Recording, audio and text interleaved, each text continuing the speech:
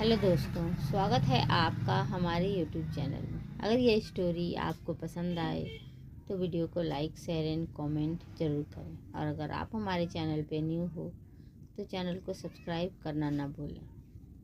Sorry, मैं थोड़ी late story लेकर आई हूँ क्योंकि मैं कजिन सिस्टर की शादी अटेंड करने गई थी। तो चलिए स्टोरी को शुरू करते हैं। कुछ गार्ड्स ने अभय को उठाया और कुछ जल्दी से नीचे की ओर चले गए। कुछ ही देर में उस एरिया को रिस्ट्रिक्ट कर दिया गया। हॉस्पिटल। इस वक्त मैत्री ओबरॉय अकेली बेंच पर बैठी थी। रूहान और मन्नत घर पर थे। उन्हें किसी भी चीज़ की कोई खबर नहीं थी। लीना को सब चीज़ें हैंडल करनी थी ताकि ये न्यूज़ मीडिया तक ना पहुँचे। मैत्री ओबरॉय ने अपने चेहरे को अपने हाथों से ढका हुआ था। वो रो नहीं रही थी, बस लगातार अपने बेटे की सलामती की दुआ कर रही थी। आखिर उनका इंतज़ार खत्म हुआ। डॉक्टर दो नर्स के साथ ओटी से बाहर आए। मैत्री ओबरॉय जल्दी से उठ खड़ी हुई। उन्होंने थकी हुई आवाज़ में कहा, मेरा बेटा ठीक है ना? काफ़ी खून बह चुका था तो ठीक होने में वक्त लगेगा। हाँ, बस गोलियाँ काफ़ी देर तक अंदर थी तो उनकी वजह से इन्फेक्शन हो गया है। जख्म भर जाएगा लेकिन निशान लाइफ टाइम रहेगा। मैत्री ओबरॉय ने सर हिलाया और उनके लिए यही काफ़ी था कि उनका बेटा ठीक था। मैं उससे मिल सकती हूँ? अभी उन्हें होश नहीं आया। अभी उन्हें कुछ वक्त ऑब्जर्वेशन में रखना पड़ेगा। फिर नॉर्मल वार्ड में शिफ्ट करने के बाद आप उनसे मिल सकती हैं। इधर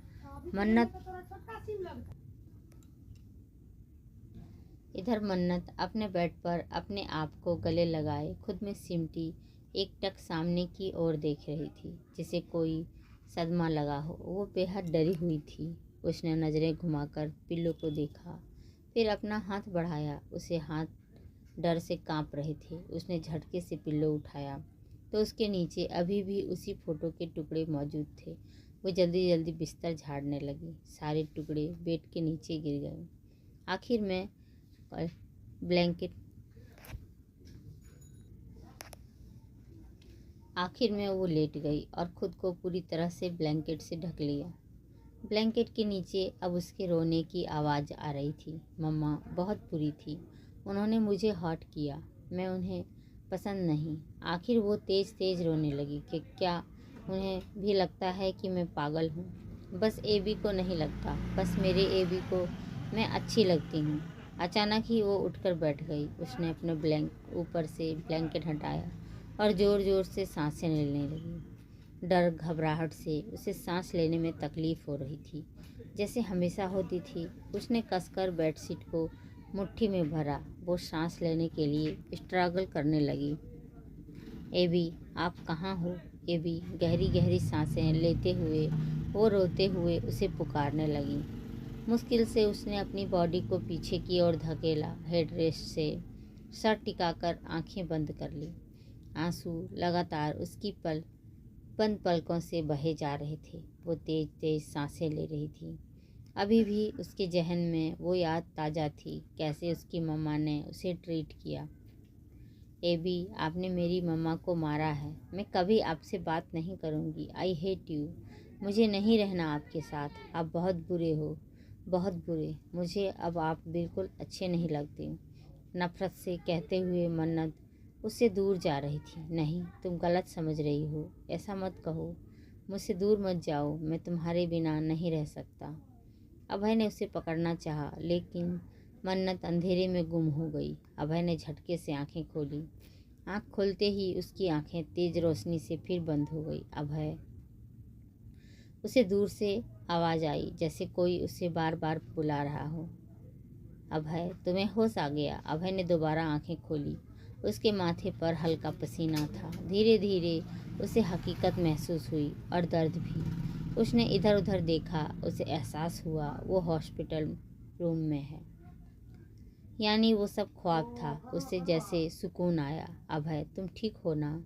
मैत्री ओबरॉय ने उसे फिर पुकारा। मैं डॉक्टर को बुलाकर लाती हूँ।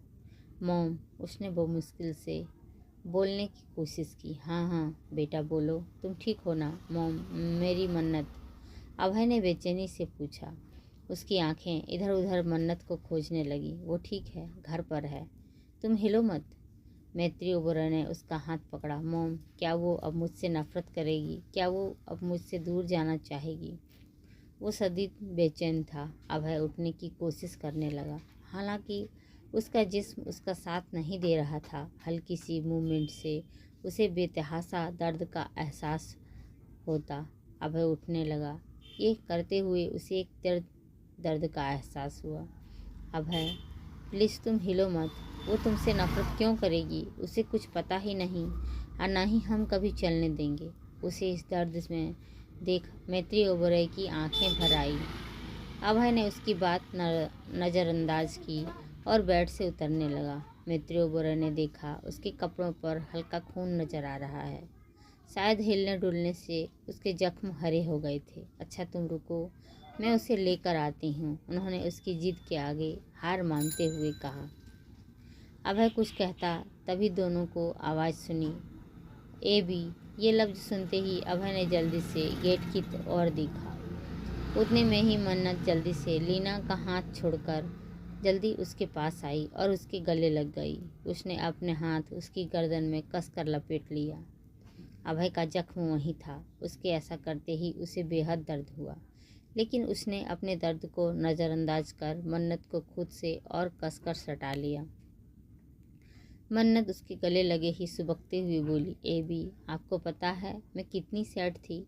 आप मेरे साथ क्यों नहीं थे? मैं कितना रो भी रही थी। उसकी शिकायतें सुन अभय की पकड़ उस पर कस गई। अब मैं तुम्हारे पास, उसने बेहद धीरे से कहा। मैत्री ओबरॉय और लीना उनसे नज़रें हटाकर परेशानी से एक दूसरे को देखने लगे। अभय देखो, अब मन्नत तुम्हारे पास है ना, अब तुम प्लीज़ रेस्ट करो, मैत्री ओबरॉय ने उसके जख्मों की फिक्र करते हुए कहा। मैत्री ओबरॉय की बात सुन मन्नत को अचानक ध्यान आया कि वो अचानक अभय से दूर होने लगी, तो अभय ने उसकी कमर थाम ली ताकि वो उससे दूर न जा सके। उसकी नज़रें उसके चेहरे पर टिकी थी। मन्नत ने देखा अभय शर्टलेस था, बावजूद उसके कंधे पर से लेकर पेट से होते हुए बैक पर पट्टी बंधी थी। उसने आंखें घबराहट से फैल गई। वो अपनी एड़ियों के सहारे खड़ी हुई और उसके कंधे से झांकते हुए उसकी पीठ पर देखा। उसकी पट्टियों को देखकर वो पैनिक करते हुए बोली, एबी को क्या हुआ? एबी, आपको इतनी सारी चोट लगी है? उसने धीरे से उसके कंधे को छूने लगी। रिलैक्स, मैं ठीक हूँ। नहीं मन्नत, ये ठीक नहीं है, इसे रेस्ट करना है। लेकिन ये कर नहीं रहा है, तुम इसे डांटो। ये भी तुम्हें डांटता है ना? मैत्री ओबरॉय एक कदम आगे आते हुए बोली, मैंने कहा ना मैं। अभय उन्हें कोई जवाब देता तभी मन्नत उसके मुंह को अपनी छोटी सी हथेली पर रखते हुए बोली, नहीं नहीं, आप ठीक नहीं हो, आपको रेस्ट करना है। अभय ने उसकी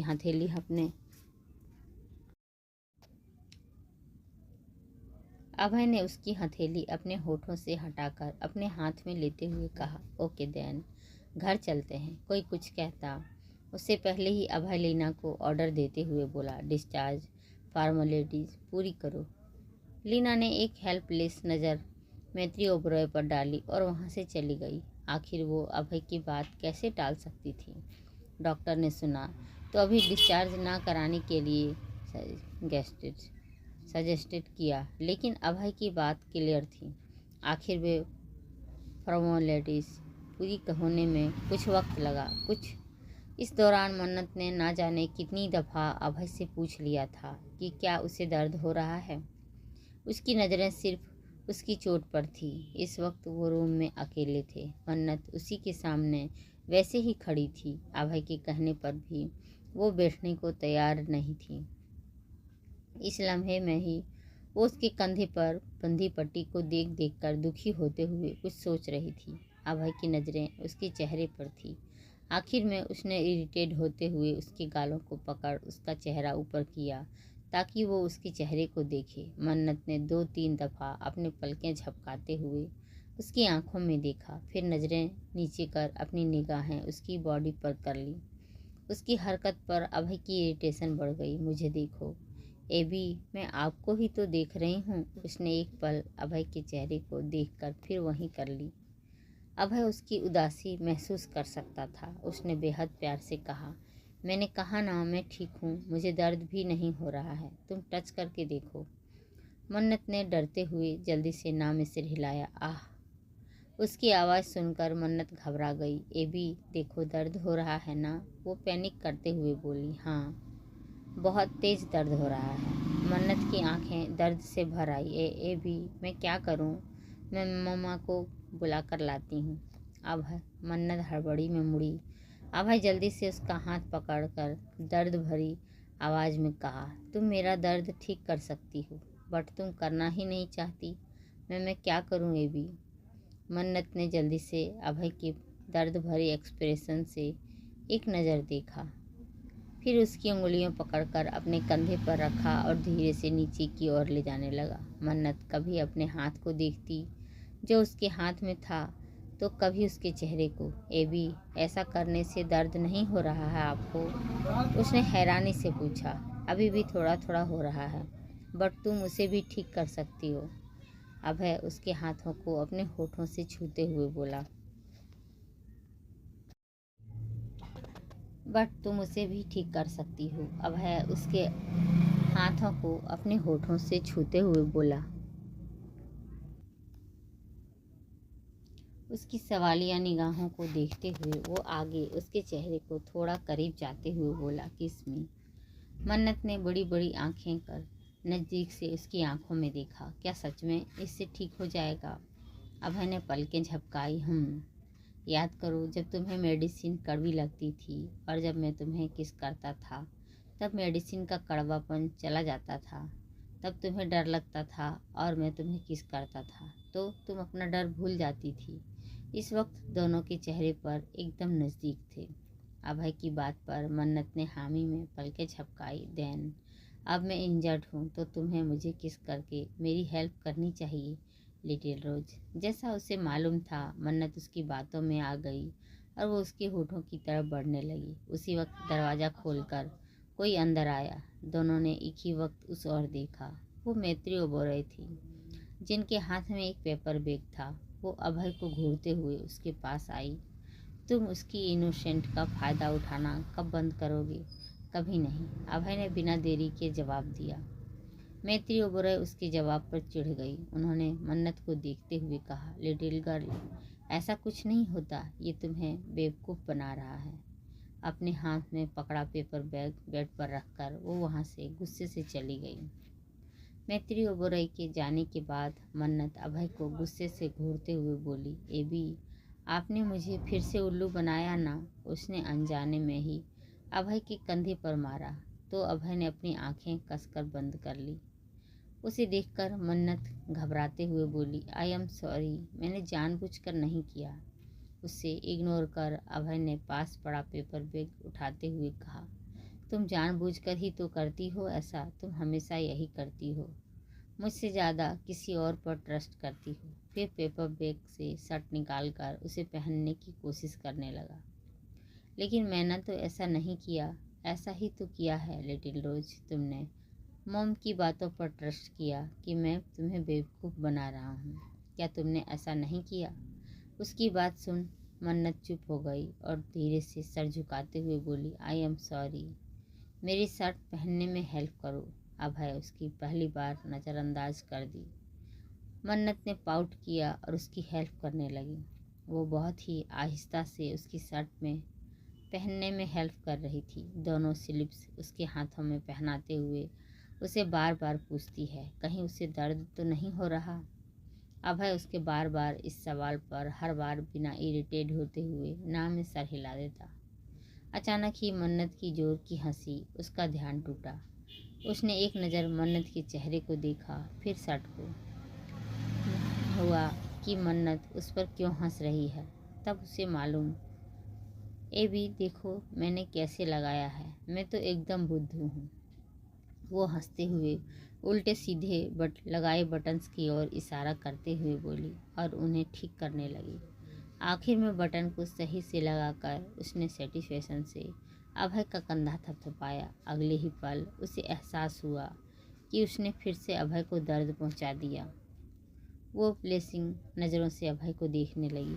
पनिशमेंट मिलेगी। अभय ने उसकी प्लेसिंग नज़रों को देखते हुए उसे अपनी तरफ नज़दीक खींचा। वो कुछ करता उससे पहले मन्नत जल्दी से बोली, मुझे पता है पनिशमेंट ये है कि आप मुझे किस करोगे, है ना?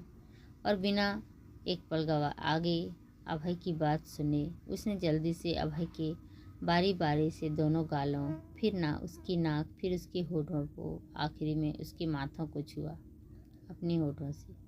उसके होठों को अपने माथे पर महसूस करते ही अभय का दिमाग पल भर के लिए ब्लैंक हो गया। उसका दिल ना बयां करने वाली फीलिंग्स से सारा बोर हो गया।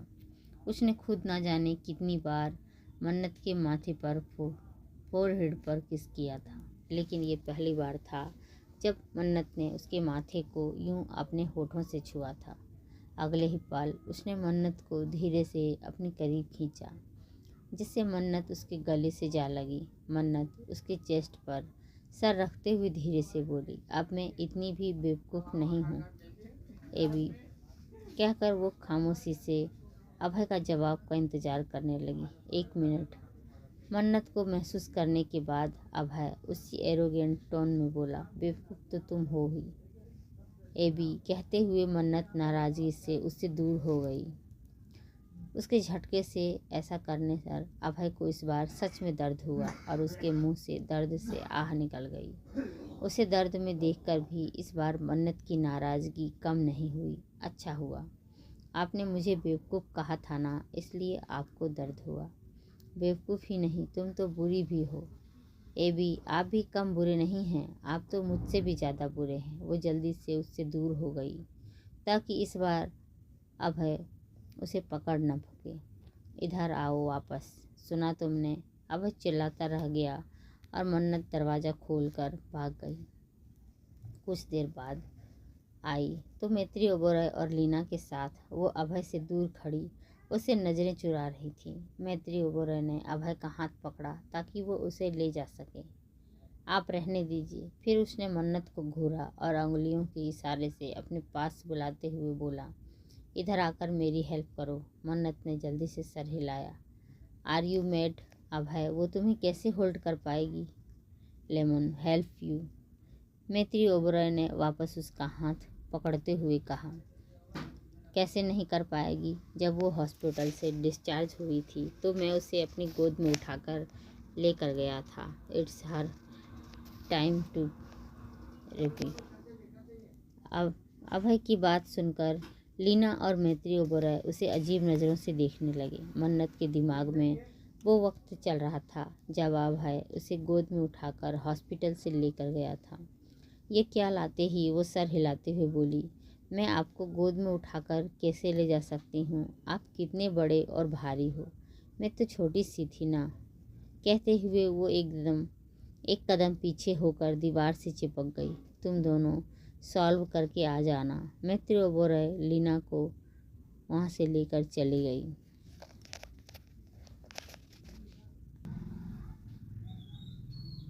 मन्नत बेड से दूर दीवार से चिपक कर खड़ी थी। आप जल्दी से इधर आओ, वरना मैं तुम्हें यहीं छोड़कर चला जाऊंगा। उसने सख्ती से उसे बुलाया तो मन्नत जल्दी से उसके पास आई। वो अभी भी यही सोच रही थी कि वो अभय को उठाएगी कैसे। अभय ने उसके कंधे पर हाथ रखा तो मन्नत कांप गई। अभय धीरे से बेड से उतरा और उसके कंधे पर हाथ रखे उसे ले जाने लगा। तब जाकर मन्नत की जान में जान आई। वो रिलैक्स होते हुए उसकी कमर को एक हाथ से होल्ड करते हुए बोली, मुझे तो लगा सच में कि आपको गोद में उठाना होगा, इसीलिए तो तुम बेवकूफ़ हो।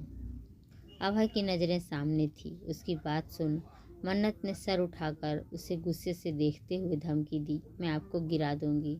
जिसके जवाब में अभय ने अपना वेट उस पर डाल दिया। मन्नत चीख पड़ी, आह एबी, अचानक आप इतने भारी कैसे हो गए जैसे ही तुमने मुझे धमकी दी। लीना और मैत्री ओबेरॉय उनकी इस नोक झोंक को सुनते हुए उनके पीछे पीछे चल रही थी। अपने रूम में जाने से पहले अभय ने मैत्री ओबेरॉय से पूछा, वो ठीक है? अभी तक तो उसे कुछ नहीं पता, मैत्री ओबेरॉय हिचकिचाते हुए बोली। अभय ने एक नज़र रूहान के बंद दरवाजे को देखा, फिर मन्नत को लेकर अपने रूम में चला गया। उनके जाने के बाद मैत्री ओबेरॉय रूहान के रूम के पास गई। थोड़ा हिचकिचाते हुए उन्होंने दरवाज़ा खोला। रूम में एकदम अंधेरा था, यहाँ तक कि पर्दे भी बंद थे। अंधेरे में भी उन्हें सोफे पर चमकते हुए कुछ दिखा। उसकी लाल आंखें जो कुछ भयानक थी। उन्होंने रूहान इश्नेकी से नज़रें हटाकर बेड की ओर देखा। फिर एक गहरी सांस लेते हुए बोली, रूहान बेटा। बदले में खामोशी थी। उन्होंने डोर बंद किया और बेड के करीब जाते हुए बोली, तुम कुछ पूछना नहीं चाहते? मैंने सुना उन्हें चोट आई है, क्या वो ठीक हैं? उसकी आवाज़ बहुत भारी थी, जैसे काफ़ी देर से रो रहा हो। मैत्री ओबेरॉय को उस पर बहुत तरस आया। वो उसके सिरहाने आकर बैठ गई। उन्होंने बहुत हिम्मत कर कहा, तुम्हें पता है रूहान। उनके इतना कहते ही रूहान का दिल धक सा रह गया। उसने जल्दी से कहा, क्या वो कुछ बहुत ही बुरा है? उसकी आवाज़ कांप रही थी। उसे कुछ अंदाज़ा था जिसे वो सुनना नहीं चाहता था। मैत्री ओबेरॉय ने साइड लैंप जलाया, जिससे कमरे में थोड़ी रोशनी हो गई। रूहान के बालों को छूते हुए मैत्री ओबेरॉय ने आखिर कह दिया, अभय उसे जान से मार देना चाहता था। जिसे सुनकर रूहान को सांस लेने में तकलीफ हुई। उसकी दिल की धड़कनें मैत्री ओबेरॉय भी सुन सकती थी। लेकिन जब तुम आए तो अभय को ये करने से हिचकिचाहट हुई। रूहान ने सांस छोड़ी और अब और ज़्यादा गौर से सुनने लगा। लेकिन वो उसे ऐसे ही जाने नहीं दे सकता था। मन्नत उसके लिए बेहद ज़रूरी है। आई नो, उसने धीरे से जवाब दिया, और मन्नत से जुड़ी हर चीज़ भी, तुम भी। रूहान ने सर उठाकर उन्हें देखा।